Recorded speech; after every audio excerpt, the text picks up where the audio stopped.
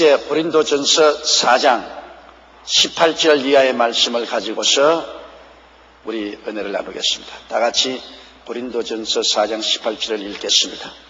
어떤 이들은 내가 너희에게 나아가지 아니할 것 같이 스스로 교만하여졌으나 이 고린도 교회가 참으로 은혜를 모르는 교회입니다. 바울 선생이 고린도에서 피와 눈물과 땀으로 교회를 세우고 그 영혼들에게 말씀으로 먹여서 세워놓았는데 바울 선생이 그 고린도 교회를 떠나서 다른 데 선교하는 동안에 그만 잘못된 사람들이 일어나서 성도들을 선동하여 바울 선생을 배척하기 시작한 것입니다. 여러분, 사람의 마음을 가장 고통스럽게 하는 것이 다른 것이 아니라 은혜에 대한 배신 행위인 것입니다. 은혜를 베풀었는데 은혜를 받고 난 다음에도 입술 툭 닦아버리는 그 배신 행위는 굉장히 마음에 고통을 가져오는 것입니다. 우리 사람들이 그렇게 생겨먹은 것 같아요. 저는 지금까지 오면서 음으로 양으로 많은 학생들에게 장학금을 주었습니다. 그것은 교회에서 돈을 타서 준 것도 아니고 내 개인적인 돈에서 장학금 떼어줍니다. 보통 장학금은 돈이 많이 들지 않지만 이과대학 같은 데서는 엄청나게 돈이 많이 듭니다. 반학기 등록금에 100여만 원씩 듭니다. 그런 거를 내 자식 돌보듯이 그렇게 애를 써서 장학금을 떼어서 졸업을 시키는데 졸업해서 의사가 되고도 한 번도 인사하러 안 옵니다. 그때 가슴에 상처를 입습니다. 내가 한번 그런 말을 했어요. 이렇게 애를 써서 장학금을 떼어주고 공부를 했는데 어떻게 한번 인사도 안 오냐. 그 말이 전달되니까 그쪽에서 전해오는 말이 더럽게 구네. 좀 있다고 해서 돈 좀 줘놓고 난 다음 그걸 가지고 지금까지도 더럽게 군다고. 그 결과로 어떻게 됩니까? 장학금 안 줘요. 만정이 떨어졌어요. 왜냐하면 지금까지 한 사람도 인사를 안 하십니다. 예수님께서 10사람의 문둥병자를 고쳐주니까 9사람은 다 저 길로 가버리고 오직 사마리아인 한 사람만 와서 예수님께 고맙다고 인사를 했습니다. 그러니까 주님이 뭐라고 말했습니까? 문둥병 고침받은 사람은 10사람인데 9사람은 어디 가고 너희 사마리아 사람 한 사람만 와서 내게 고맙다고 인사를 하냐. 여러분, 우리가 꼭 인생을 살면서 나를 위해서, 내 뒤에 사람을 위해서 해야 될 일은 은혜에 대한 감사의 생각을 가지고 은혜를 배반하지 말아야 됩니다. 그것만은 철저히 해야 돼요. 왜냐하면 자기가 은혜에 대해서 배반함으로 은혜 베푼 사람이 다른 사람에게 은혜 베풀 생각이 없어지고 마는 것입니다. 큰 은혜나 적은 은혜나 은혜는 꼭 기억하고 보답해야 됩니다. 옛말에도 그런 말이 있어요. 머리 검은 자에게 도움 베풀지 말라. 사람 말입니다.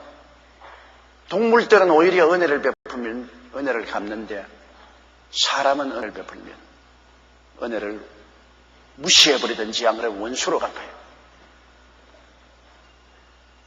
이런 것을 우리가 철저히 고쳐야 됩니다. 은혜를 무시해도 안 되겠거니와 은혜를 원수로 갚는 것은 그건 더 흉악한 일이에요.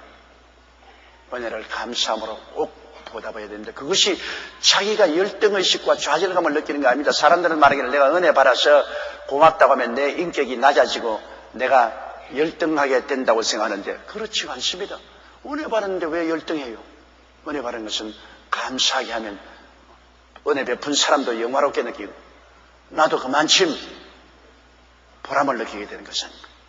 고린도 교회 교인들이 바울 선생의 은혜에 대한 배신이 바울 선생을 배척하고 그런 사저도 아니다. 그런 키도 작고 못난이고 설교도 시원찮고 겁쟁이다. 겁을 집어먹고 다시 이곳에 오지 못할 것이다. 온갖 모욕을 다했습니다. 사람이란 옛날이나 오늘이나 틀린 점이 없는 것 같아요. 서양 사람이나 동양 사람이나 꼭 같은 것 같아요. 그러나 여의도 순복음교회 사람들은 우리 다른 사람이 되십시다. 진짜요, 진짜.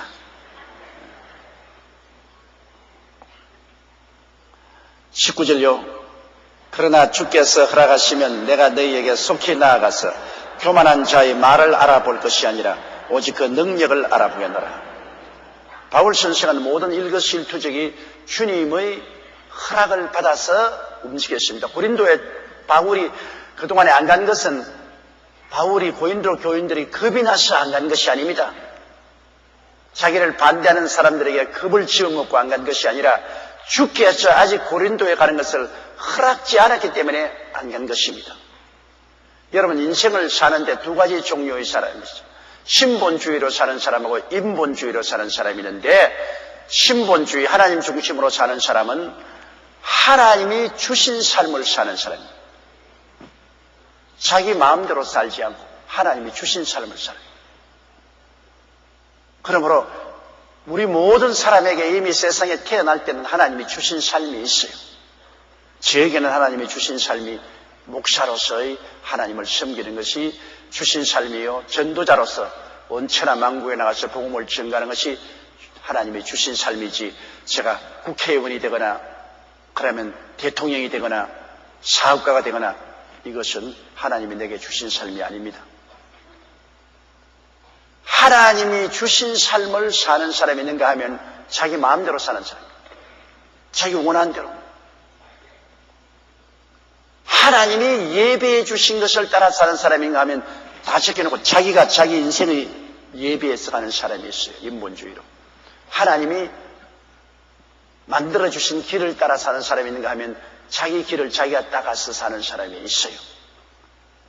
이것이 신본주의와 인본주의입니다. 바울은 철저히 신본주의로 하나님 아버지를 섬기고 하나님을 주인으로 삼고 자기는 종이요 시종이요 머슴이요 일꾼으로 살기 때문에, 머슴과 일꾼은 주인이 시킨 대로 사는 것입니다. 머슴과 일꾼이 자기 마음대로 하지 못하지 않아요. 머슴과 일꾼은 고용당한 사람입니다. 주인이 시키는 대로 해야 돼요. 여러분과 나는 하나님 앞에서 머슴과 일꾼이기 때문에 우리 하나님이 시킨 대로 해야 돼요. 바울은 그렇기 때문에 고린도 교회에 그가 안 나간 것은 하나님의 허락이 아직 떨어지지 않았기 때문에 나갔는데, 하나님의 허락이 떨어져서 내가 가면 바울 선생이 말하기를 교만한 자의 말을 알아볼 것이 아니라 오직 그 능력을 알아보려.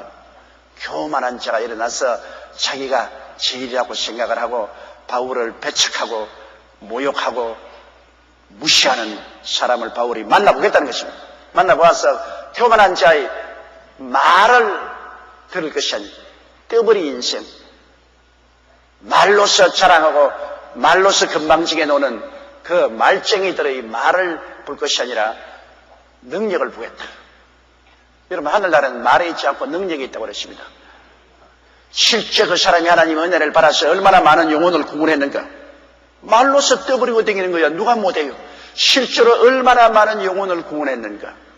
실제로 얼마나 많은 낚시한 사람들을 이렇게 세웠는가.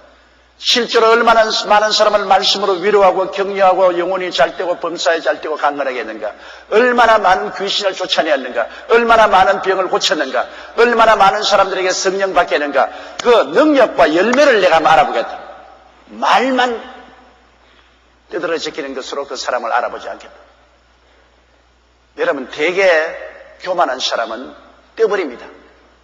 말로 가지고서 다요. 자기 자랑. 교만한 사람의 자기 자랑이란 귀가 시려서 못 들을 정도로 자기 자랑을 하는 것입니다. 그렇게 자기 자랑을 해서 무슨 소용이 있습니까? 자랑이라는 것은 다른 사람이 칭찬해야지, 자기가 자기를 나타내기 위해서 자랑하는 것은 아무 효과가 없습니다, 여러분. 다른 사람이 칭찬해 줘야 돼요. 다른 사람이 그 사람 훌륭하다, 위대하다, 정말 존경할 만하다. 그것은 효과가 있어요. 그러나 사람들은 그렇게 안 돼. 자기가 다 내놓고 내가 어떤 사람인지 아느냐, 내가 이것도 하고 저것도 하고 이런 사람이고 저런 사람이고 자랑하는 거예요. 떼버립니다. 여러분, 칭찬은 하나님께로부터 와야지 사람으로서 칭찬받아서 무슨 소용이 있습니까? 그러므로 여러분, 가만히 사람들을 볼 때 자기 자랑을 많이 하거든 그거 아예 흑풍선인 줄 아십시오. 자기 자랑 많이 한 사람은 풍선이요. 그건 바늘로 찌르면 푹 꺼져버리고 아무것도 없어요. 빈수레가 요란하지 않아요. 아무것도 안 담아놓았으니까 징그렁 소리가 많이 나지 않아요. 자기 자랑 많이 한 사람은 빈수레요. 속이 꽉 찬 사람은 조용해요. 곡식이 익으면 익을수록 고개를 숙이지 않아요. 쭉쟁이가 그냥 꼿꼿하게 서가 바람에 막 날리고 야단법석을 하지. 바울 선생은 말씀하기를 내가 가서 교만한 자의 말을 들어볼 것이 아니라 그 능력을 알아보겠다. 능력이란 뭡니까? 능력으로는 일을 성취하는 것을 말합니다. 그 능력으로 얼마나 많은 영혼을 구원했느냐, 얼마나 많은 사람을 위로하고 격려하고 이렇게 세웠느냐, 얼마나 많은 귀신을 쫓아냈느냐, 얼마나 많은 병을 고쳤느냐, 얼마나 하나님의 나라를 왕성케 했느냐, 그 열매를 보겠다. 그 열매를 보고 그 나무를 알 것이라 했습니다. 여러분, 열매가 없는 나무는 잎사귀만 무성해서 무슨 소용이 있습니까? 열매가 맺어야죠. 교만한 자는 잎사귀만 무성하지 실제로 무슨 열매가 있습니까?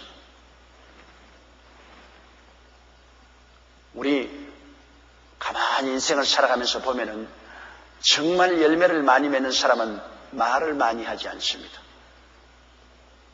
목사들도 여러분, 목회에 성공한 목사들은 만나보면 말이 많지가 않아요.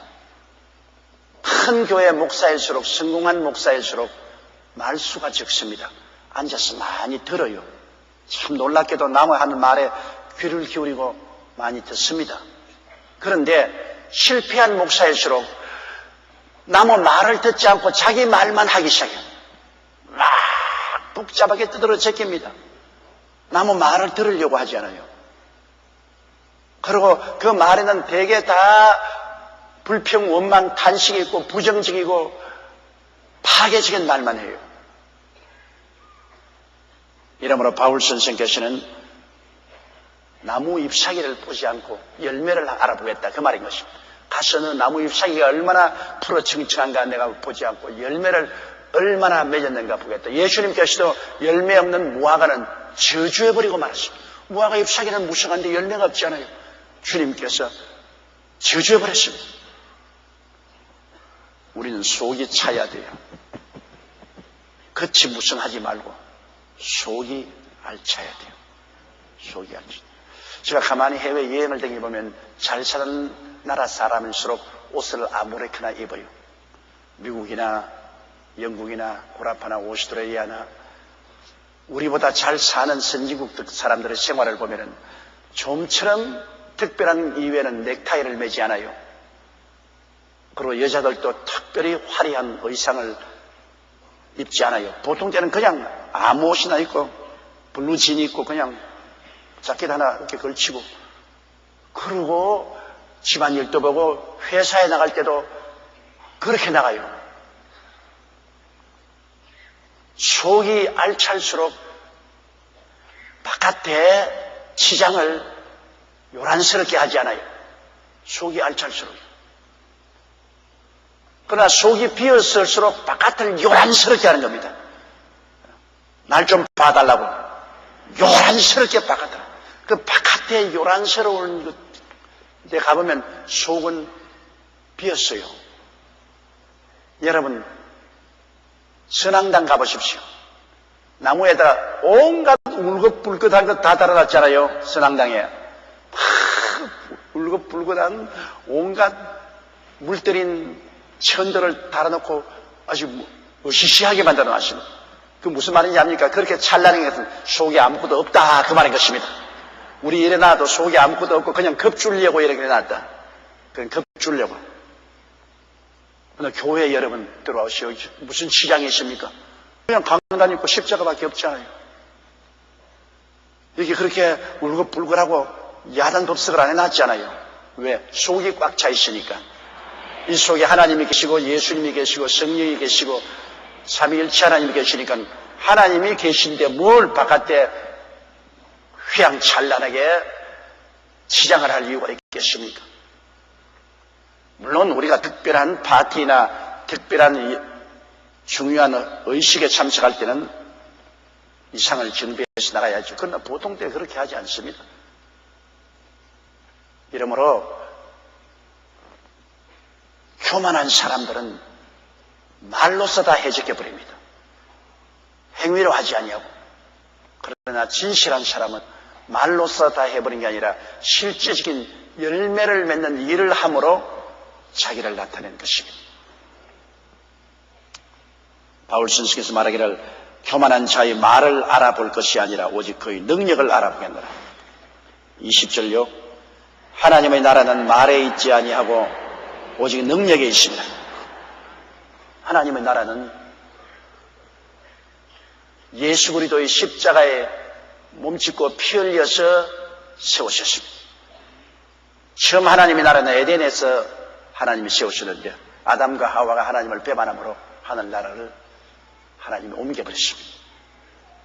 그 다음에 하늘나라는 예수 그리스도 둘째 아담이 오셔서 십자가에서 몸을 찢고 피를 흘려서 하늘나라를 가지고 왔습니다.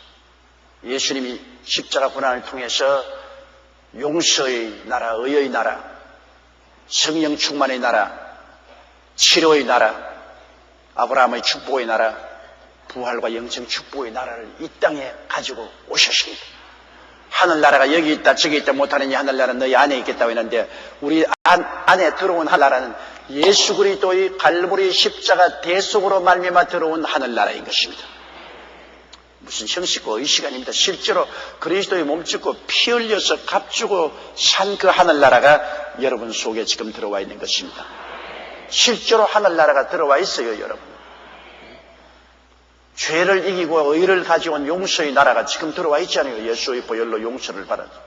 실제로 세상과 마귀를 쫓아내고 성령이 들어와 있잖아요. 하늘나라가. 실제로 심신의 병을 쫓아내고 치료와 건강의 나라가 들어와 있으며 실제로 가난과 저주를 물리치고 축복의 나라가 들어와 있으며 실제로 죽더라도 영원한 천국 가는 부활과 영생의 나라가 들어와 있는 것입니다. 여러분이 세상 사람과 다른 것은 여러분 속에 하늘나라가 들어와 있다는 것입니다. 그러므로 그리스도의 십자가의 대속으로 이루어놓은 그 무궁무진한 하나님의 축복의 나라가 지금 우리 속에 와 있고 이 우리 속에 나와 있는 이 하늘나라는 우리가 믿음과 기도로 풀릴 수가 있는 것입니다. 하늘나라가 들어와 있는데 그는 여러분 샘물과 같습니다. 기도와 믿음으로 풀리는 것입니다. 여러분이 하늘나라가 들어와 있어도 그냥 가만히 있으면 안 돼요. 믿음과 기도로서 그 하늘나라를 내가 소유해야만 되는 것입니다. 풀려야 돼요. 예수 그리스도께서 영원히 솟아내는 생수가 되는 하늘나라의 운물을 우리에게 주었습니다. 여러분은 다 생수를 가지고 있어요. 그런데 이것은 기도와 믿음으로 풀려요. 기도도 하지 않고 믿지도 아니하면 풀리지 않아요. 하늘나라를 알고 여러분 결심하고 믿음으로 기도하면 이 하늘나라가 여러분 생애 속에 넘쳐 흐르기 시작하는 것입니다. 그래서 하늘나라는 이와 같이 성령으로 능력이 나타나는 것입니다. 용서의 능력으로 나타나고 세상과 마귀를 이기고 거룩한 삶의 능력으로 나타나고 마귀를 쫓아내고 치료와 평안의 능력으로 나타나고 축복의 능력으로 나타나고 영광의 능력으로 나타나는 것입니다. 하늘나라는 괜히 말에 있지 않습니다. 형식과 의식에 있지 않아요. 실제로 우리 영혼이 잘되고 범사에 잘되며 강건하고 생명을 할 때 넘치게는 변화시키는 능력으로 나타나는 것입니다. 하늘나라에 능력이 없으면 하늘나라가 아닙니다. 하늘나라에는 와서 이전 것은 지나갔으니 보라 새 것이 되었도다. 변화시키는 능력이 따라야 하늘나라인 것입니다. 영광에서 영광으로 변화를 받아야 돼요. 물을 변하여 포도주로 만드신 주님은 오늘날도 우리 가운데 와서서 변화시키는 것입니다. 변화. 나에게 요사이 인터넷 편지에 오는 거 보면 여러 가지 인격적인 변화의 문제에 관한 편지가 많이 오는데요. 대개 방종하는 남편 때문에 고민하는 자매님들의 편지가 많이 옵니다. 남편이 집안을 책임지지 아니하고 바깥으로 돌고 방탕하고 혹은 술 먹고 혹은 도박하고 그리고 이혼하자 그러고 이런 여러 가지 일 때문에 번뇌를 하고 어떻게 해야 되겠습니까? 또 자식들을 기르는데 자녀들이 부모에 대해서 저항을 합니다. 아버지의 권위에 저항하고 어머니는 아예 발세 떼같이 느끼고 말 한마디 하면 몇 마디로 저항을 하고 조금만 꾸짖으면 그만 보따리 서고 집으로 나가고 그런 자녀들을 거느린 어머니의 고뇌에 찬 편지가 옵니다. 목사님, 나는 어떻게 해야 됩니까? 어떻게 해결해야 됩니까? 그 유일한 해결은 여러분 사랑밖에 없습니다. 그러함에도 불구하고 사랑을 해줘야 돼요. 정죄하고 욕하면 오히려 그것을 받아 너가 그러니까 나는 더 집 밖으로 돈다. 자기를 타당화해 줍니다. 더 무장을 해요. 집에 들어가면 너가 나보고 정죄하고 나보고 욕하고 바가지 끌으니까 나는 너 같은 사람하고 살기 싫다. 그러므로 나는 밖에 나간다. 너에게 구탕 먹이라고. 자기 타당화를 해요. 그러나 그러함에도 불구하고 용서해주고 사랑해주고 잘해주고 기도해주면 무장해제가 되는 것입니다. 친구들이 볼 때 야, 너희 집사람이 저렇게 잘해주는데 너 이렇게 방탕하고 집 밖을 돌아도 용서하고 이해하고 사랑하고 감싸주고 기도해주는데 너 나쁜 놈이구나. 여론이 그렇게 나오고 너 나쁜 놈이구나. 너 진짜 보니까 너 나쁜 놈이야. 또 자기 양심도 그럽니다. 양심도 야, 내가 이래가 안 되겠구나. 내가 참 사람답지 못하다. 하나님도 꾸짖으시고 양심도 꾸짖고 이웃에 있는 친구들도 꾸짖습니다. 그러니까 깨어지죠. 그러나 오히려 정죄하고 심판하고 욕하면 자기를 타당화합니다. 그리고 이웃 사람들도 말합니다. 너 마누라 독하기는 독한 여자다. 밤낮으로 욕하고 집에 들어오면 밥도 안 해주고 빨래도 안 해주고 싸우려고 달라들고 야, 겁난다. 나도 그런 마누라 만날까 싶어 겁난다. 그래, 그렇지. 그러니까 내가 밖으로 도는 거야. 무장을 지켜주는 겁니다. 무장 해제는 사랑밖에 없어요. 사랑으로서 변화되지 아니하면 절대로 변화되지 못합니다. 시기가 얼마 걸릴지는 모르겠지만은 사랑을 하고 기도해주고 잘해주면 결국은 무장 해제되고 항복하게 되는 것입니다. 자녀들도 마찬가지입니다. 초등학교 들어가기 전에 메가 효과가 있습니다. 어린 아이 때 마땅히 해야 할 것을 어린 아이에게 가르치랬습니다. 초등학교 들어가기 어린 아이 때 종아리를 때리고 우중을 하면 효과가 있는데 벌써 초등학교 들어간 이후로부터 때리면 왜 때려? 왜 때려? 그러고 달라듭니다. 왜 때려 하지 않고 울고서 잘못했다고 할 그때가 메가 효과가 있죠. 벌써 초등학교 들어가서 부모가 때리면 왜 때리냐고 달라들 때는 내가 소용이 없습니다. 마음속에 더 반항심만 길러주는 것입니다. 그렇기 때문에 아예 초등학교 가기 전에 어린아이 때 그 심성이 야들야들할 때 마땅히 행할 길을 가르쳐주고 안 하면 채찍을 때려서 바로 잡아주면 평생의 그 인격에 변화가 다가오게 되는 것입니다. 그러나 그때 못 고쳐놓으면 나무도 그렇지 않습니까? 야들야들할 때 구부러진 나무를 고쳐야지. 이미 굳어진 나무는 고치려면 부러지죠. 야들야들할 때는 이렇게 휘어질 수 있어요. 나무라도. 굳어지면 이렇게 휘어지면 빡빡빡 하면서 부러져 버리는 말이에요. 굳어지기 전에 채찍도 때리고 구용도 하지만은 이미 굳어진 다음에는 그대로 사랑하는 노력이 없습니다. 잘못한 것 위해서 눈물을 흘리고 위해서 기도해주고 잘해주면 사랑 때문에 마음속에 감화를 받아서 부모님이 이렇게 나를 사랑해주고 나를 위해서 눈물을 흘린데 내가 이렇게 나쁘게 해서 되겠느냐, 양심의 고통이 다가오게 되죠. 여러분, 우리 하나님이 무슨 힘이 없어 십자가에 못 박였습니까? 우리를 꾸짖고 매로 때리고 협박하고 공갈을 해서 변화시킬 수 있으면 하나님 그건 못할 리가 어디 있어요. 하늘에서 막 천둥 별력이 때리고 하늘에서 음식이 났으니까 이놈아 죽인다 이놈아. 그러면 벌벌 안길 사람이 됐습니까? 그건 외부적인 힘에 의해서 벌벌기지만 속으로는 마음의 반발심을 가지죠. 속을 무장 해제시키는 것은 사랑밖에 없기 때문에 하나님이 육으로 오셔서 십자가에 못 박여 몸을 찢고 피 흘려 죽으셨습니다. 예수님이 날 위하여 십자가에 몸 찢고 피 흘려 죽은 것을 볼 때 우리는 속에 무장해제해버립니다. 속으로.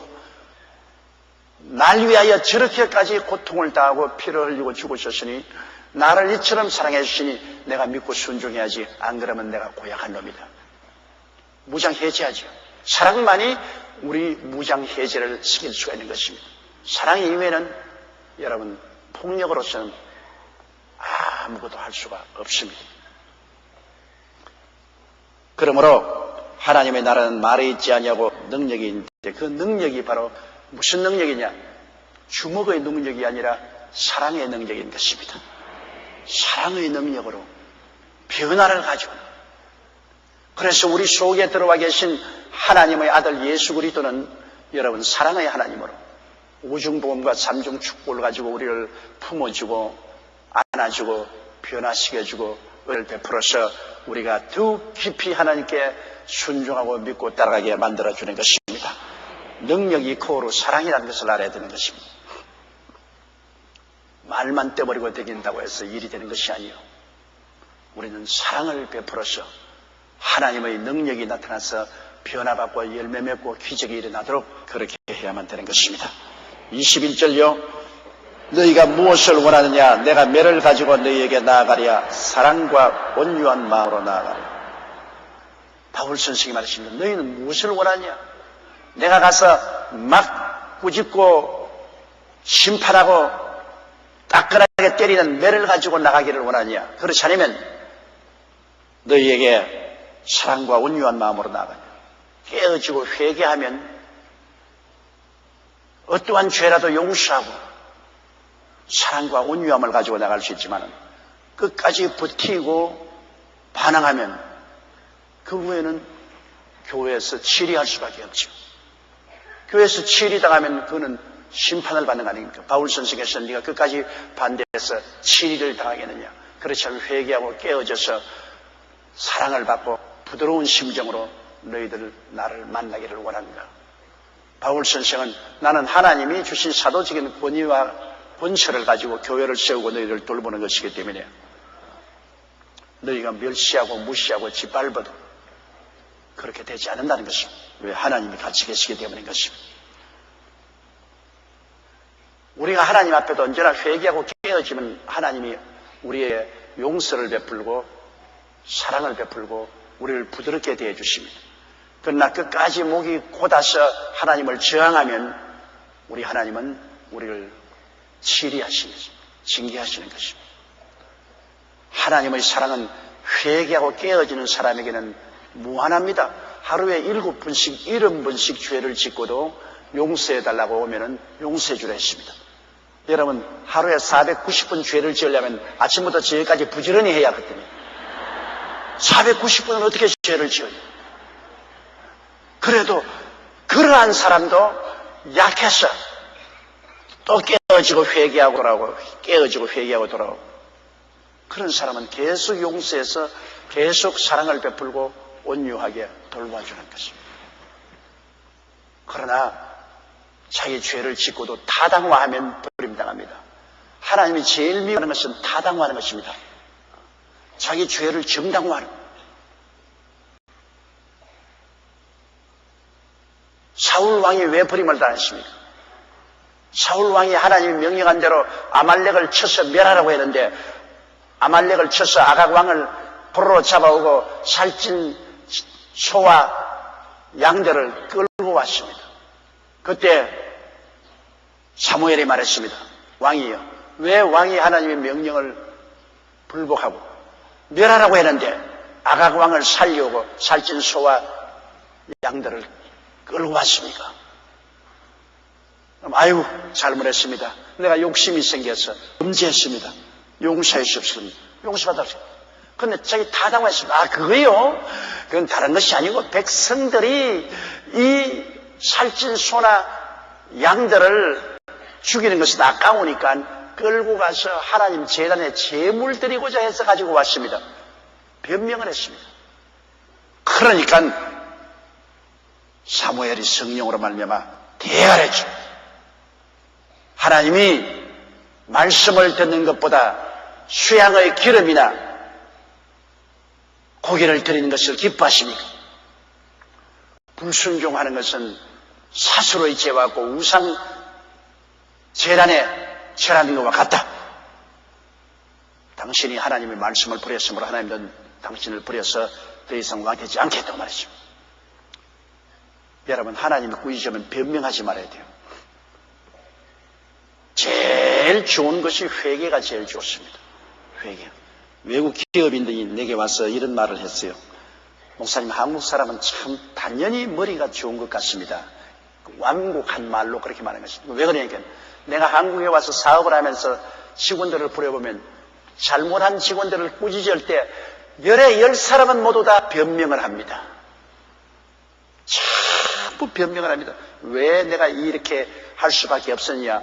이것은 뭐 사장이 이렇게 만들어서 그렇다. 위에 국장이 잘못해서 그렇다. 과장이 잘못해서 그렇다. 환경이 잘못했다. 어떻게 멋있게 변명을 하는지 모릅니다. 한국 사람은 머리가 좋은가 봐요. 그 반대로 말하면은 비웃어서 하는 말입니다. 그거 하는 말이 우리 사업을 우리는 미국에도 있고 구라파에도 있고 일본에도 있는데 미국이나 구라파 사람이나 일본 사람들에게 잘못했다고 꾸짖으면 반드시 앞에서 잘못했다고 정색을 합니다. 잘못했습니다. 잘못했습니다. 실수했습니다. 바로 잡겠습니다. 꼭 회개를 하는데 한국 사람은 열에 10사람 변명을 한다는 것입니다. 근데 얼굴이 화끈해지더라고요. 사실 맞거든. 우리 한국 사람은 변명하기로 이 세계에서 제일 유명합니다. 회개 안 해요. 여러분 부부간에도 서로 싸울 때 한 사람이라도 회개하면 안 싸워요. 그런데 남편 보고 여러분 이거 잘못했다고 한번 해보세요. 그래, 그 자네 말이 맞아. 내가 고쳐야 되겠구나. 그러면 오케이. 그 부인이 한 말도 가치가 있게 되고 뭐 남편도 그런 말미암아 괜찮은데 반드시 변명합니다. 당신 오늘 모임에서 이 말 잘못했어. 그런 말을 그렇게 하면 안 된다. 내가 뭘 잘못했어? 뭐냐, 니는 잘하더라. 뭐 이렇게 나오니까 뭐 그때로부터 이제 끝장이 나는 거예요. 그딴 3차 대전이 벌어지는 거예요. 근데 뭐 남편이 알거든요. 자기도 사실 말 잘못한 거 알면서도 뭐 그때 그래, 내가 잘못했어. 그 말 맞았어. 내가 이제 고쳐야 되겠어. 그럼 끝난 거 아닙니까? 근데 그렇게 말하는데 마음의 자존심이 상하니까 자기를 타당화하고 변명하고 그 다음에는 제일 보통으로 사용하는 오냐 너는 잘하더라. 뭐 오냐 그래 옳자 내가 뭐 했어. 그래 니는 너무나 잘한다. 내가 뭘 했다. 그건 잘 못했다는 말이 아닌 것입니다. 그건 오히려 역습하는 겁니다. 부인도 그렇죠. 남편이 여보 당신 좀 음식을 맛있게 해. 오늘은 내 입맛이 나빠 그런지 음식이 맛이 없어. 그러면 돈을 잘 벌어줘야 재료를 많이 사지. 음식 재료도 없이 이렇게 자꾸 불평만 하면 음식 만들고 싶지 않아. 그러면 남편이 어떻게 합니까? 숟갈 탁 던져버리고 나 이제 집에서 밥 먹는가 봐라. 내 친구들하고 밖에서 먹지. 그렇게 말하거든. 미안해요. 내가 잘 맞는다고 했는데 솜씨가 없어서 이런데 내가 요리책도 좀 보고 좀 더 열심히 할게요. 미안해요. 맛이 없어도 맛있는 채가 잡수세요. 그래서 와서 덩어리 한번 두들겨주면 그래 좋다. 맛이 없어도 먹게. 그렇게 될 거 아닙니까? 솔직하게 자기의 약점을 회개하면 쉽게 용서를 받습니다. 제일 고약한 것이 변명입니다. 변명. 변명을 아주 한방 그렇게 늘어놓아요. 사람들도 변명하면은 용서를 못 받는데 하물며 하나님은 변명하면 그 자리에서 벼락이 떨어집니다. 다윗이 사울보다 죄를 훨씬 크게 지었어요. 다윗은 자기의 부하인 우리아를 죽였습니다. 그리고 그 아내를 빼앗았으니 살인죄요, 탈취죄요, 그리고 남편이 있는 아내에게 간음을 했으니 간음죄요. 이건 하나님 앞에 사형에 해당됩니다. 왜 성경에는 간음한 자는 돌로 쳐 죽이라고 했죠. 살인한 자도 죽이라 했습니다. 그럼 바로 다윗은 갑절로 죽임을 받아야 마땅합니다. 그런데 나단이 와서 당신이 이 죄를 지었다고 꾸짖을 때 그가 이렇게 말합시다. 나는 임금인데 임금이 자기 신하 아내 하나 빼앗았다고 해서 그것이 무슨 큰 죄가 되느냐. 나는 임금이요. 그랬다가는 하나님이 다윗을 왕이 되지 못하게 심판하실 것입니다. 그러나 다윗은 그 말을 듣다 당장 보좌에서 내려 앉아서 옷을 베옷으로 갈아입고 꿇어 엎드려서 눈물을 흘리며 하나님이여 나의 살인한 죄를 용서해 주옵소서. 내가 범죄하였나이다. 즉시로 하나님 대답이 왔습니다. 내 죄는 용서를 받았다. 그러나 너희 집안에 이제 칼이 떠나지 아니할 것이다. 죄는 용서받았지만은 그가 잘못 심었으니까 이제 거두게 되는 것입니다. 그래서 나중에 그 아들 압살롬이 아버지를 죽이려고 반역을 일으키고 백발이 된 그가 맨발 벗고 도망을 치는 이러한 큰 모욕을 당한 것은 그가 잘못 심어서 거둔 것입니다. 그러나 하나님 앞에서는 용서는 받은 것입니다. 회개하면 용서받습니다. 변명하면 버림을 당합니다. 지옥에 가는 사람이 누가 가는지 압니까? 죄인이 지옥 가는 건 아닙니다. 그럼 누가 가요? 회개하지 않은 사람이 지옥 가는 겁니다. 회개하라. 천국이 가까워 왔느라 했기 때문에 회개하지 않은 사람이 지옥 가죠. 죄인이야. 모두 다 죄인이죠. 죄를 짓지 않은 의인이 누가 있습니까? 모든 사람이 죄를 범하였으니 하나님의 영광에 이르지 못합니다. 그러나 우리에게 회개할 기회가 주었을 때 변명하지 말고 자기의 잘못을 고백하면 용서를 받고 긍휼히 여기고 불쌍히 여김을 받습니다. 고린도 교인도 그래요. 바울 없을 때 바울을 무시하고 멸시하고 손가락질하고 그렇게 했을지라도 바울의 편지를 받을 때 잘못했구나 회개하고 돌았으면 바울이 올 때 온유한 마음으로 사랑과 긍휼을 베풀겠는데 끝까지 바울에게 왔을 때 바울을 저항하고 교회를 혼란스럽게 하면 그때는 별 도리 없이 치리해야 되는 것입니다. 교회에서 쫓아내야 돼요. 그러한 불행이 없어야 될 것이라고 바울이 말하고 있는 것입니다. 5장 1절요. 너희 중에 심지어 음행이 있다 함을 들으니 이런 음행은 이방인 중에라도 없는 것이라 누가 그 아비의 아내를 취하였다 하는도다. 아비의 아내를 취하였다 하는도다. 여러분, 아버지가 가졌던 후처나 첩을 그 아들이 눈이 맞아서 취한 사건을 말합니다. 이 성경에는 보면은 아버지의 직계 가족이나 어머니의 직계 가족하고는 절대로 결혼하지 말라고 했었습니다. 호모나 그 직계 가족은 결혼하지 말고 이모나 그 직계 가족은 결혼하지 말라고 했습니다. 그랬는데 이게 고린도 교회는 그 아버지의 아내를 취했습니다. 자기 아버지 직접 아내는 자기 어머니니까 어머니를 취할 리는 만무하고 그러니까 아버지의 후처나 그렇지 않으면 첩을 취했습니다. 이것은 대단한 문제입니다. 성경에는 이런 사람은 죽이라고 단호하게 말했습니다. 이건 살인죄에 해당 죽음을 받아야 될 죄인 것입니다. 오늘날 세계는 일부 일처제가 정착되어 있기 때문에 이런 것이 없지만 그 당시에는 고린도 편지설 그 당시에는 일부 다처제가 굉장히 성행했습니다. 한 남자가 많은 아내를 거느리고 있은 것이 성행되어 있었습니다. 또 이방 신전에 가면은 많은 여사지가 있어서 그곳에 예배를 드리러 오는 남자들하고 성적인 문란한 죄를 지어서 그것을 종교 의식으로 삼았었습니다. 그런 여러 가지 사회적인 풍토가 편만했습니다. 이러기 때문에 이 교회에 나오는 사람이 자기 아버지의 아내를 취한 죄를 지은 것입니다. 2절요. 그리하고도 너희가 오히려 교만하여져서 어찌하여 통한이 여기지 아니하고 그 일리한 자를 너희 중에서 물리치지 아니하니. 이런 일이 교회에서 생겼는데도 불구하고 그것을 교인들이 분명히 알고도 크게 두려워하고 회개하고 자복하지 아니하고 그걸 그대로 무심하게 내버려 두는 것입니다. 문제는 이 사람이 죄를 범한 것이 문제가 아닙니다.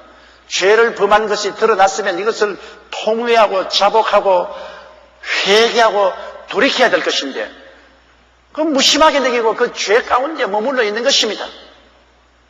시편 1편의 말대로 복 있는 사람은 죄인의 길에 서지 아니하며 죄의 길, 하나님의 법을 어기고 사는 그 길에 들어서서 그대로 계속 걸어가는 것입니다. 죄에서 계속 걸어가는 이것이 문제인 것입니다. 죄가 죄인 줄 알았으면 죄에서 돌이켜야 되는 것입니다. 사람이 죄를 짓지 않은 의인이 있나요? 사람이 마음은 온유로도 육신이 약하기 때문에 죄를 다 짓게 되는 것입니다. 이 세상에 죄를 짓지 않은 의인은 없어요. 그러나 우리가 죄를 짓고 난 다음에 죄의 길에서 벗어나와야 되는 것입니다. 빨리 통회하고 회개하고 벗어나야 됩니다. 요한일서 1장 9절에 만일 우리가 우리 죄를 자백하면 저는 미쁘시고 이루사 우리 죄를 사하시며 모든 불의에서 우리를 깨끗이 하실 것이라 했습니다. 그러므로 죄에서 돌아서는 것이 굉장히 중요합니다. 빨리 회개하고 돌아서야 돼요. 그러나 여기 고린도에 있는 이 사람은 아버지의 아내를 취하고 난 다음에 그 여자하고 살고 있습니다. 분명히 하나님의 법을 어겼다는 것을 알았으면 회개하고 이 생활을 청산해야 되겠는데요. 청산하지 않냐고 그 속에 머물러 있기 때문에 이제 하나님의 진노를 사게 되는 것입니다. 하나님은 오래 참으시지만은 그러나 분명히 죄인 줄 알고 있으면서도 그 죄의 길에 서서 진행해 나가면 하나님에 대한 모욕이요 도전이 되는 것입니다. 하나님 보고 하나님 법세가 나와도 나는 짓밟고 지나간다. 하나님이 나하고 무슨 상관이 있냐? 나는 하나님 당신 겁나지 않습니다. 그 말로 안 가집니다. 죄인의 길에 서서 있으면 복이 없어요. 죄인의 길에서 빨리 회개하고 벗어나야 됩니다. 그렇기 때문에 우리 신앙생활이란 늘 회개하는 것이 신앙생활인 것입니다. 죄를 짓지 않은 날이 없기 때문에 매일같이 회개하고 매일같이 예수님의 보혈로 씻어서 죄인의 길에 서지 않고 죄인의 길에서 벗어나오는 것이 복된 삶인 것입니다. 그런데 이 고린도 교회는 이와 같은 비참한 죄를 짓고도 통한이 여겨서 그 일 행한 자를 회개시키고 변화시키든지 회개하고 변화 아니면 교회에서 축출해내야 되는 것입니다. 교회는 그리스도의 살아있는 몸이기 때문에 죄는 몸에 들어오는 병과 같습니다. 그리스도의 몸에 여러분 죄악의 병이 들어오면 구더기가 썰기 시작하죠. 그 다음 몸이 썩어 들어가기 시작하죠. 그러므로 빨리 죄를 짓고도 청산하지 않은 사람은 수술해내야 돼요. 빨리 도려내어서 그리스도의 몸된 교회를 건전하게 만들어야 됩니다. 이 교회는 하나의 단체가 아닙니다. 살아있는 그리스도의 몸입니다. 여기에 병균이 들어올 수 있어요. 우리 산 사람이 병들 수 있지 않아요. 병들면 빨리 고치든지 회개하는 것이 고치는 것이. 그리고 그렇게 되지 않고 병이 깊어지면 수술해내야 돼요. 빨리 수술해야 되는 것입니다. 그러므로 고린도 교회에서는 이 사람을 빨리 교회에서 수술해내지 않고 그대로 품고 있습니다. 이거 하나님께서 이것을 교만으로 봅니다. 교만이라는 것은 하나님보다 높아져서 우쭐대는 것을 말합니다. 하나님이 미워하는데 그것을 하나님 뜻대로 빨리 축출하지 않냐고 품에 품고 있으니까 이건 하나님에 대한 저항인 것입니다. 교만이죠. 그래서 하나님이 고린도 교회에 대해서 진노한 것입니다. 3절요. 내가 실로 몸으로는 떠나 있으나 영으로는 함께 있어 거기 있는 것 같이 일 행한 자를 이미 판단하였노라. 사람은 여러분 육체적인 존재일 뿐 아니라 영적인 존재이기 때문에 사람은 육체는 시간과 공간의 제한이 있어도 영은 시간과 공간의 제한이 없습니다. 여러분이 시간과 공간의 제한이 없기 때문에 여기 앉아서 하늘에 계신 우리 아버지가 기도하지 않습니까? 육체로서는 하나님과 우리 사이에 얼마나 거리가 떨어져 있습니까? 천국과 우리 사이에 거리가 얼마나 떨어져 있습니까? 육체적인 시간과 공간의 제한을 받는데, 그런데도 불구하고 우리가 하늘에 계신 우리 아버지여 기도하면 즉시로 하늘에 통하거든. 그건 왜냐? 영의 세계는 시간과 공간의 제한이 없습니다. 여러분은 시간과 공간의 제한이란 육체 속에 살면서도 또 여러분 속 심령은 시간과 공간을 제한에 벗어나서 하나님과 무한한 시간, 무한한 공간에서 같이 있는 것입니다. 그게 사람이 여기에 있어서 신비한 존재입니다. 요나 보십시오. 물고기 뱃속에 들어가서 지중해 가운데서 바닷속에 다니면서도 그가 하나님께 기도하니까 하늘에 상달되었습니다. 여러분, 핸드폰은 안 터져도 기도는 터집니다. 핸드폰은 여러분 터널 지나면 안 터지지요. 또 저 지하 주차장에 들어가면 안 터질 때가 많아요. 그러나 기도는 어디 가도 터져요. 기도는 영의 활동이기 때문에 시간과 공간을 초월해버립니다. 그러므로 바울 선생이 고린도 교회 육으로는 멀리 떠나 있어도 기도를 통해서 그들과 이미 영적으로는 같이 있는 것입니다. 여러분이 미국에 유학한 자녀들을 위해서 기도하면 여러분 그 기도하는 동안에 여러분의 영이 시간과 공간을 떠나서 그 유학한 자녀와 함께 그 자리에서 기도를 해주고 있는 것입니다. 일선에 나가 있는 전투하는 자녀를 위해서 기도하면 여러분 몸은 떠나 있으나 여러분의 영은 전쟁터에 가서 그 자녀와 함께 있어서 기도로서 그를 붙들고 있는 것입니다. 그러므로 기도한다는 것은 굉장한 큰 힘이 있습니다. 몸은 떠나 있으나 영은 같이 있을 수 있는 것.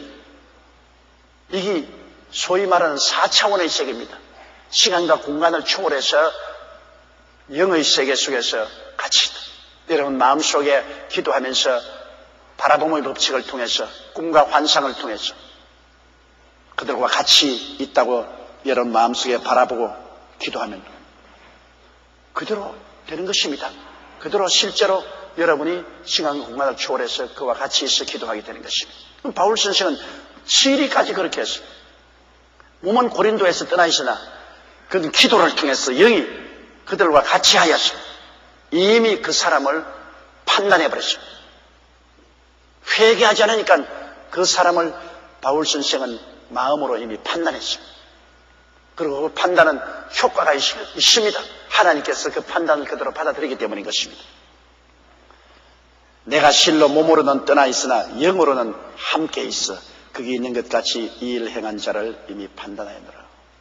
그렇기 때문에 여러분 입신의 체험을 한 사람 보십시오. 입신의 체험을 한 사람은 몸은 아직 땅에 있는데 영은 하늘나라 영광에 들어가서 입신의 체험을 합니다. 바울 선생도 그렇게 말하지 않습니까? 내가 14년 전에 셋째 하늘로 끌려가서 사람의 말로서 표현할 수 있는 말을 들었다 했습니다. 바울 선생이 몸으로 천국 올라간 것은 아니거든요. 바울 선생은 몸은 땅에 있는데 그 속 사람은 천국에 올라가서 하나님의 영광을 바라보고 왔거든요. 그렇기 때문에 몸은 땅에 있어도 우리 속 영은 하늘의 영원한 세계 속에 하나님과 교제하고 하나님 앞에서 출입을 하는 것입니다.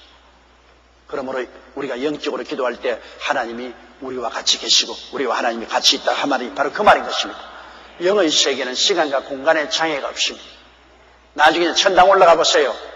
여러분이 우리 집에 놀러 가려면 조 목사님 집에 가고 싶다 하면 와 있어요. 왜냐하면 마음의 생각의 속도가 얼마나 빠릅니까? 여러분 몸은 여기에서도 마음은 뉴욕에 가겠다. 우리 아들이 뉴욕에 있으니 뉴욕에 가보고 싶다 하면 벌써 몸은 여기에서도 마음은 뉴욕에 가 있는 것입니다. 뭐 빛보다 더 속도가 빨라요. 나중에 천당 올라가면 육신의 제한이 없기 때문에 마음과 같은 속도로 여러분께서 눈 깜빡할 사이에 여기 갔다 저기 갔다 할 수 있는 것입니다. 그렇기 때문에 영적 세계라는 것은 놀라운 세계인 것입니다. 이 영적인 세계는 하나님께서 허락하시면 멀리 있는 것을 바로 현장에 있는 것처럼 다 통촉하고 바라볼 수 있을 때가 많습니다.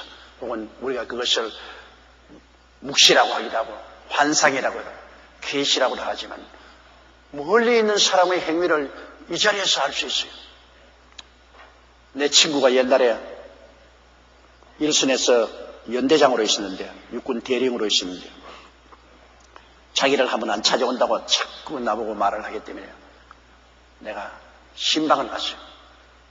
근데 그날 신방을 가는 그날이 장날이라 철조망에 철책선에 지키던 군인이 도망을 쳐버렸습니다. 초상집이요.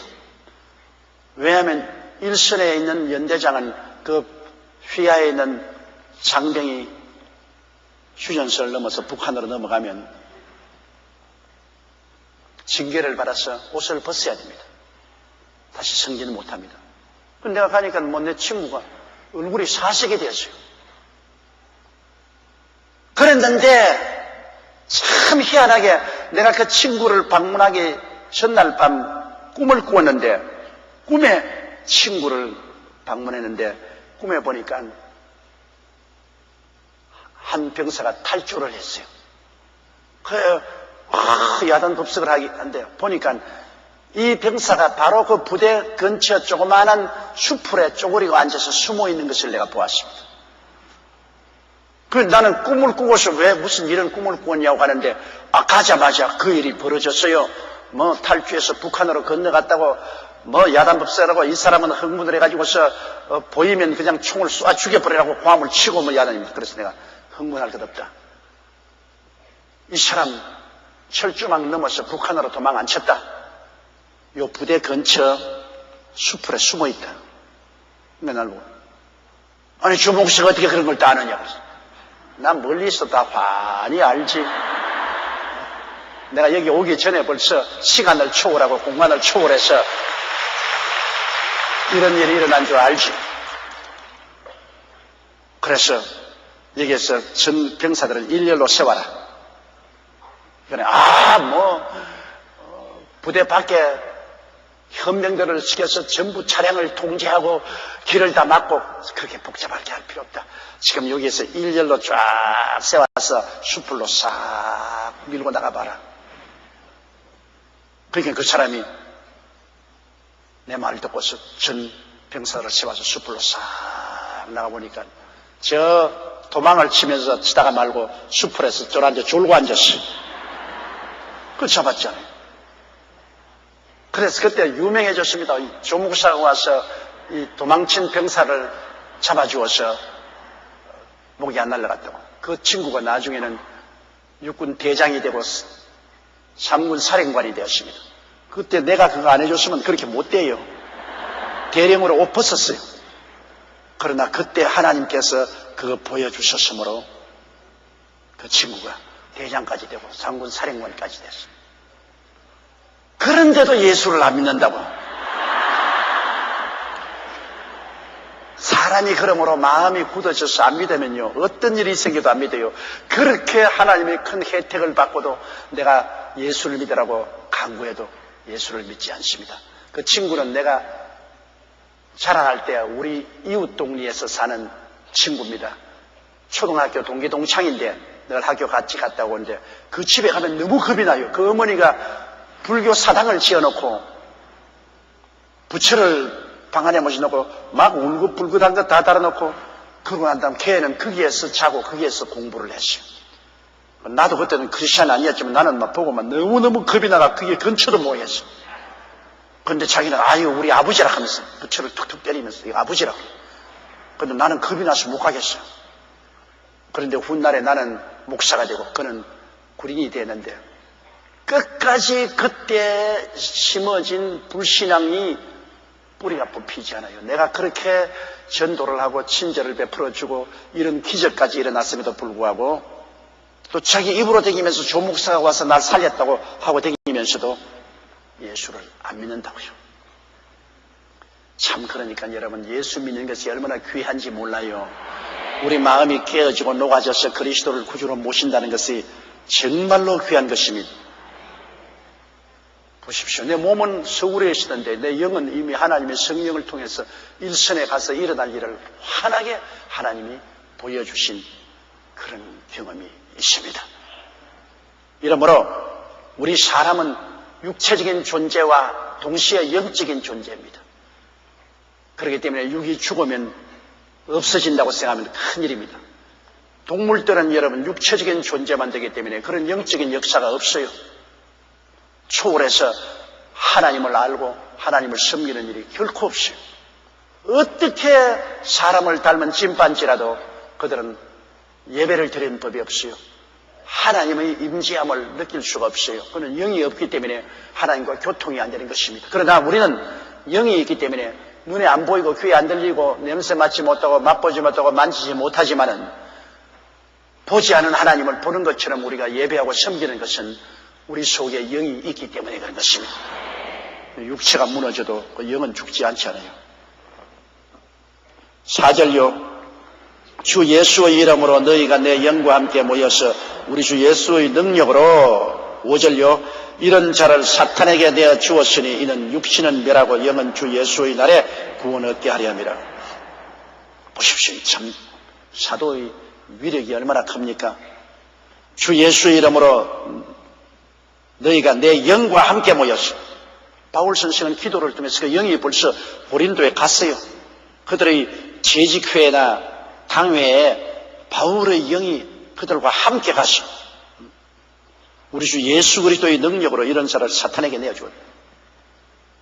와, 사탄에게 내어준다면 어떻게 됩니까? 여러분, 마귀는 우리를 도적질하고 죽이고 멸망시키는 것인데 우리가 주님께 들어오면 주의 성령이 우리 속에 들어와 계시고 그리고 예수님의 보혈이 우리를 지켜주시겠다가 이걸 사탄에게 내주면 죽음에 내주는 것을 말합니다.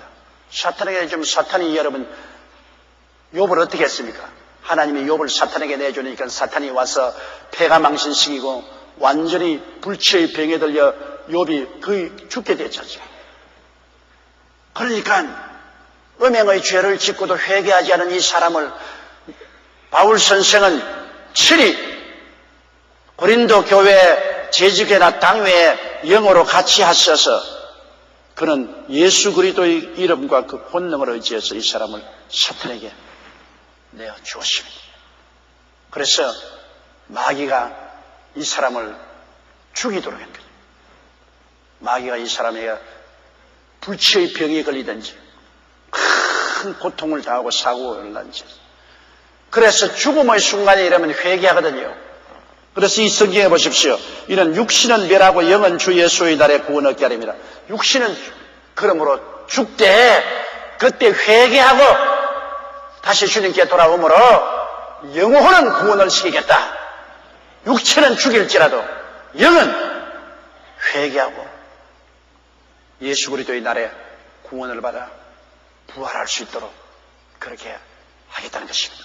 하나님의 징계의 목적은 그것입니다. 이 땅에서 우리가 하나님께 범죄하면 하나님이 채찍을 때리지 않아요. 그건 회개시키기 위해서 때리는데 중대한 죄를 짓고 회개하지 않으면 하나님의 최후의 면은 생명을 거두어가는 겁니다. 그러나 생명을 거두어갈 때 회개시켜가지고서 생명을 거두어가는 것입니다. 회개시키. 사람이 하나님을 알다가 타락한 사람이라도 죽고 이러면 회개합니다. 회개하고 죽습니다. 그러면 육체는 멸하나 영은 예수 그리스도의 날에 부활할 수 있지 않습니까? 구원을 받게 되죠. 우리 하나님의 목적은 어찌한지 구원을 시키는 것이기 때문에 나중에는 육신의 생명을 멸하지라도 영혼은 구원하려고 애쓰는 것이 하나님의 것입니다. 육신의 생명은 이 세상에 살면 더 죄를 짓고 나중에는 돌이킬 수 없이 될 것이기 때문에 주님이 멸하시는 것입니다.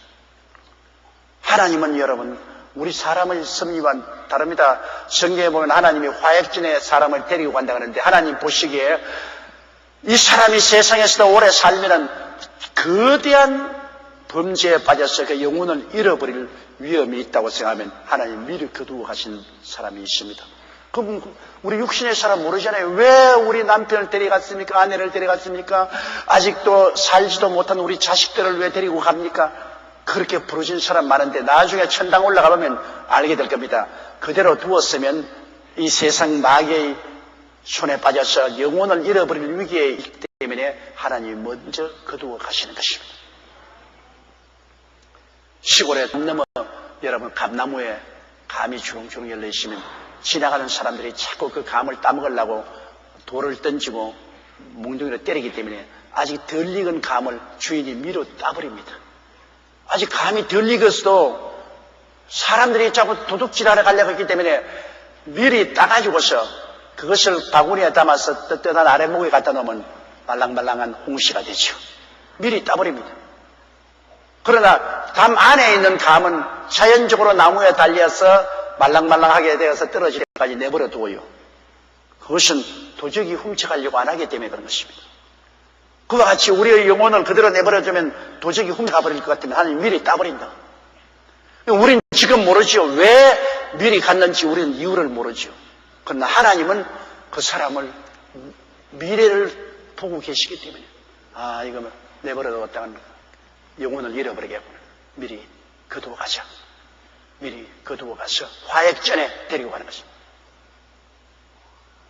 이러므로 제가 44년 목회하는 동안에 많은 젊은이들이 세상을 떠나고 또 말 같은 남녀가 세상을 떠납니다.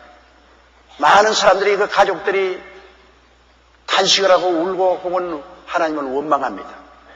그때마다 제가 늘 느끼는 것은 하나님이 화약진에 데리고 가시거나 비록 여기 있는 사람들이 너무나 안타까워하고 괴로워하고 슬퍼하지만 그러나 그 영혼이 지옥으로 잃어버린 것보다는 화약전에 취하는 것이 좋지 않은가. 그래 하나님이 취해가신 것입니다. 이 사람 보십시오. 고린도에서 아버지의 아내를 취해서 이방인도 짓지 않은 죄를 지었습니다. 예수 안 믿는 사람도 이것은 흉악한 죄라고 하는 그 죄를 짓고도 통회하고 자복하지 않으니까 바울 선생이 고린도의 당회나 제지교회에 함께 영어로 모여서 바울이 기도하는 중에 영어로 예수 그리스도의 권능으로 사탄에게 내어주어서 사탄이 그 몸을 죽이게 만들었습니다. 그래서 회개시켜 영은 그리스도의 나라에 구원하시려는 하나님의 섭리를 나타내신 것입니다. 이 사도적인 고난이 얼마나 큽니까? 사도적인 고난으로서는 사람을 사탄에게 내줄 수도 있습니다. 이게 무섭습니다. 정 그 사람이 교회에 있어서 하나님의 나라를 훼손하게 될 위험이 있으면 사탄에게 내줄 수 있어요. 예수 그리스도의 이름과 권세로. 그러면 사탄이 그를 쳐서 멸하는 것입니다. 우리가 예수 그리스도를 믿는다는 것은 여러분 하나님의 성령이 우리 속에 와서 거하지 않습니까? 내게 오는 인터넷 편지 중에 이런 것이 많아요. 그가 예수 그리스도를 믿지 않다가 예수를 믿고 나니까 그냥 기도하는데 귀신이 자꾸 말을 한다. 기도하는데 귀신이 자꾸 말을 한다. 내가 여기 있다. 나와 같이 살자.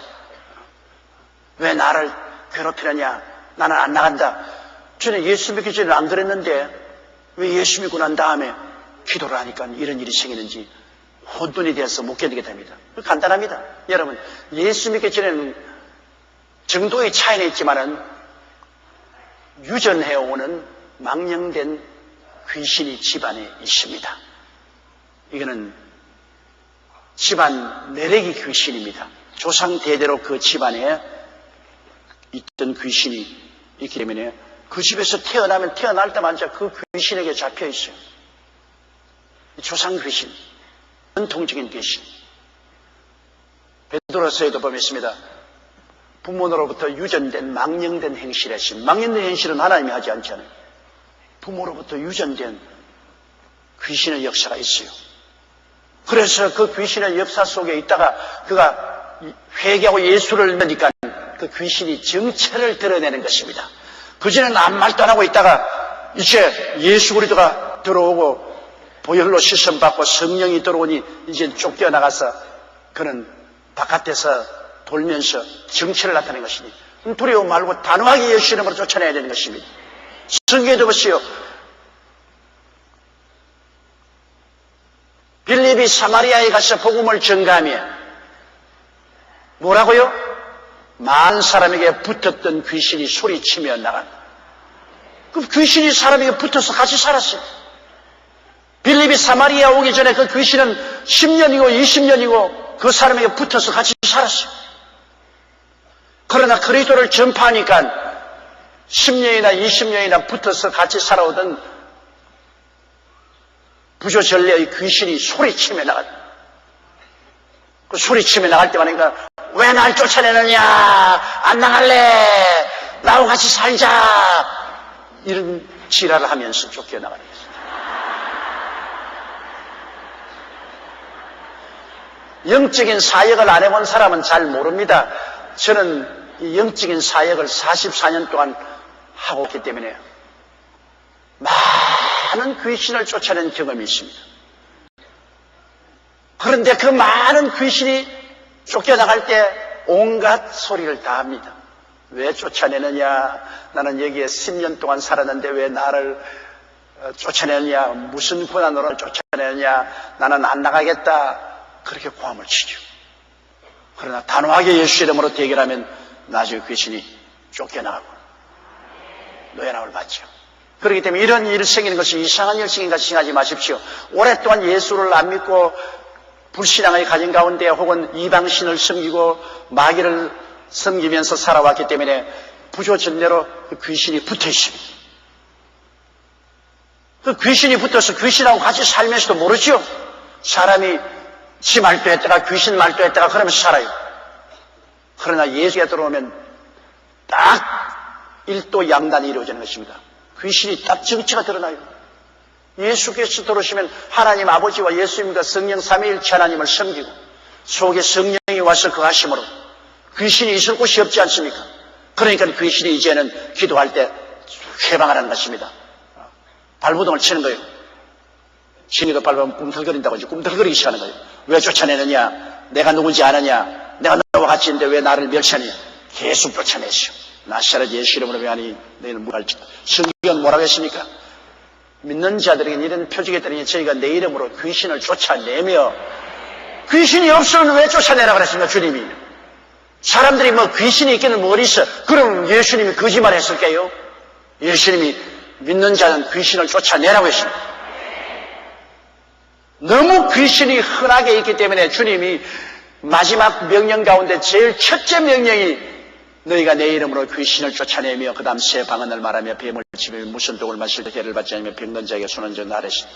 귀신의 역사를 제일 먼저 쫓아냈습니다. 안 믿는 사람들은 모두 다 귀신의 영향력 하에 있습니다. 간접적인 영향력 하에 있는 사람도 있고 직접적으로 강하게 영향력에 하에 있습니다. 요한 1서에 보면 온 세상은 악한 자에게 속하였다 했습니다. 안 믿는 세간은 여러분 공중의 권세자관 악의 영들이 지배하고 있습니다. 그렇기 때문에 이 악의 영들이 충동해서 안 믿는 세계는 그리스도의 복음을 저항하고 그리스도의 복음을 회방하지 않아요. 그러나 마귀는 이미 십자가에서 무장 해제가 되어버렸습니다. 예수님께서 만왕의 왕 만주의 주로 이미 승리하셨고 마귀는 이제는 한 길로 왔다 7길로 도망치게 되어 있습니다. 성경은 마귀를 대적하라 그래야면 제가 너를 피하리라고 말이죠. 내가 뱀과 전갈을 밟으며 원수의 모든 능력을 제어할 권세를 주었으니 너희를 해할 자가 결단코 없으리라고 말이죠. 단호하게 믿음에 서서 예수 그리스도 이름과 그 보배로운 피를 의지하고 말씀에 굳게 서서 마귀를 대적하고 또 대적하고 또 싸우고 또 싸우십시오. 승리는 이미 우리의 것입니다. 두려워하지 마십시오.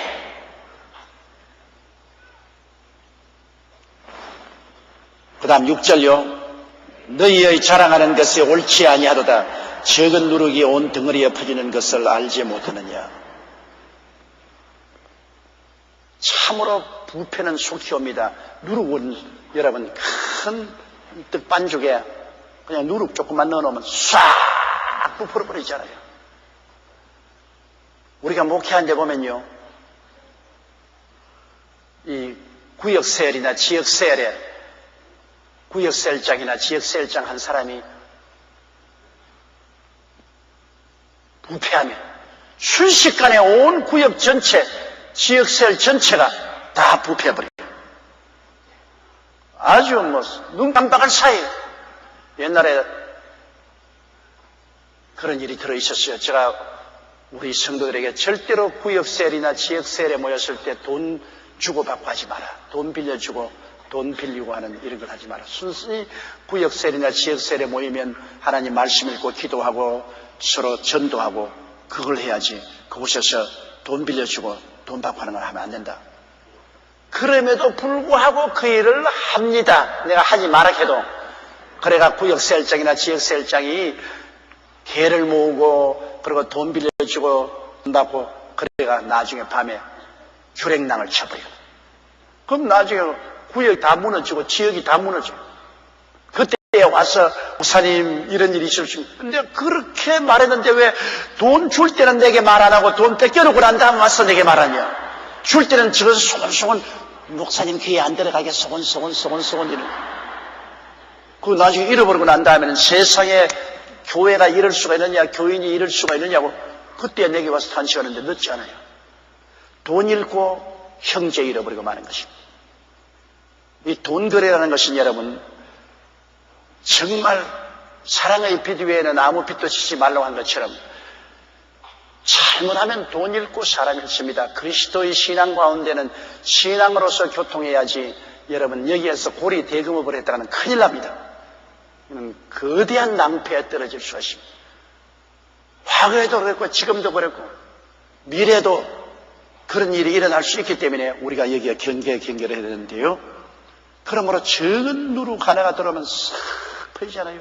긍정적인 것은 별로 잘 퍼지지 않고 부정적인 것은 그렇게 잘 퍼집니다. 좋은 소문은 좀처럼 만나고 나쁜 소문은 소문이라고 하면 그냥 막 눈사람처럼 돼가지고서 퍼져나가요. 그렇기 때문에 빨리 근원지를 찾아서 수술을 해야 돼요. 누룩을 빨리 수술해내야 되는 것입니다.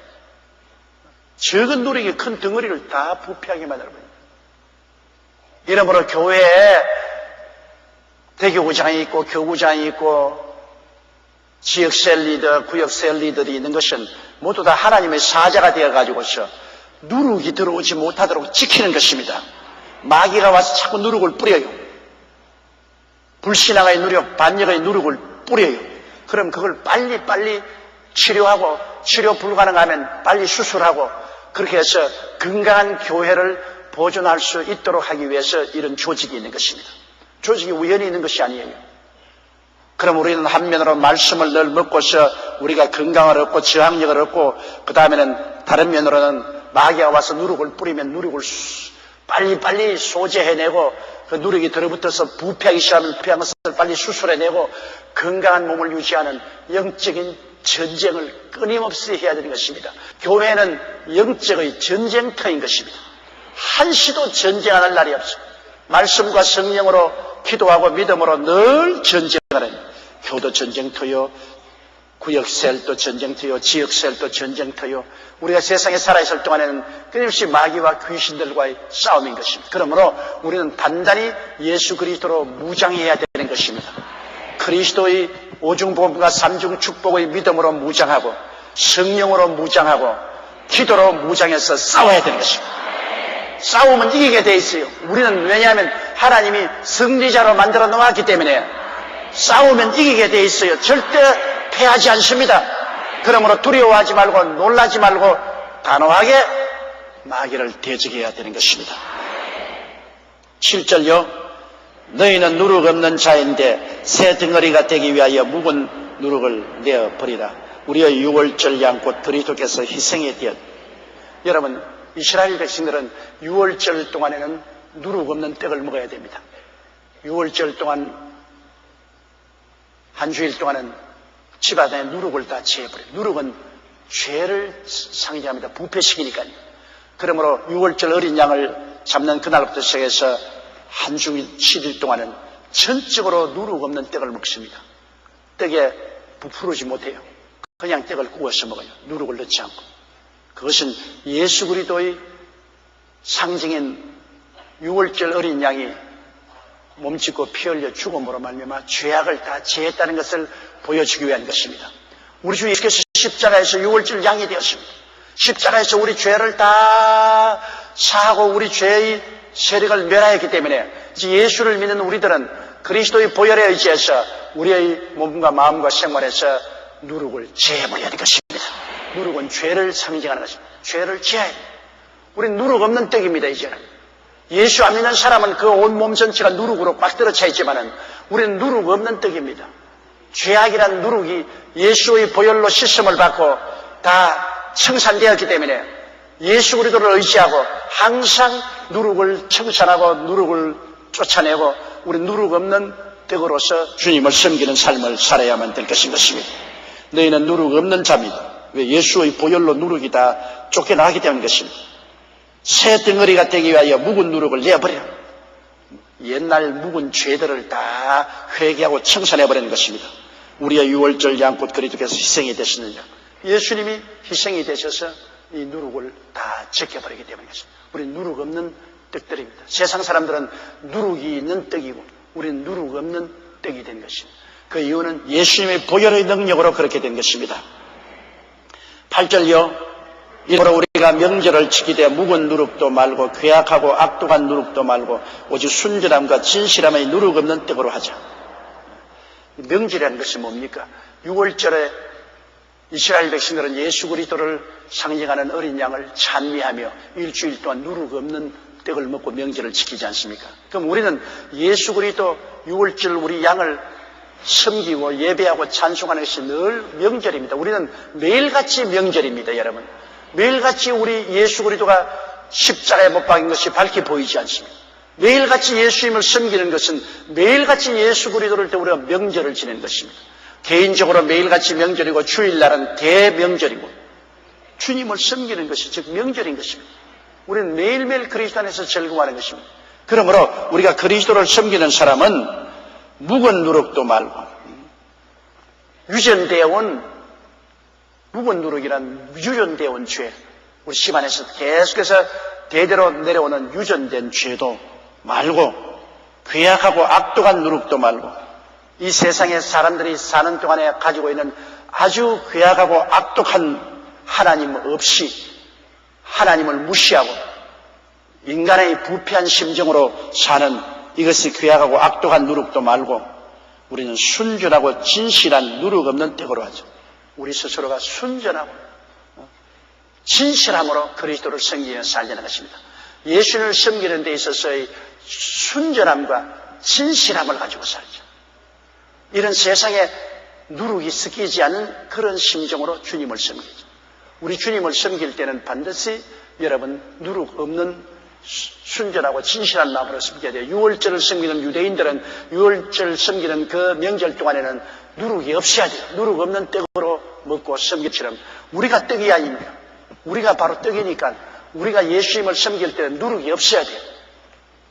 이 세상에서 전통적인 누룩도 말고 괴악하고 악독한 세속의 누룩도 말고 순전하고 진실한 마음으로 우리가 주님을 섬기면 주님이 우리를 기쁘게 받아주시는 것입니다.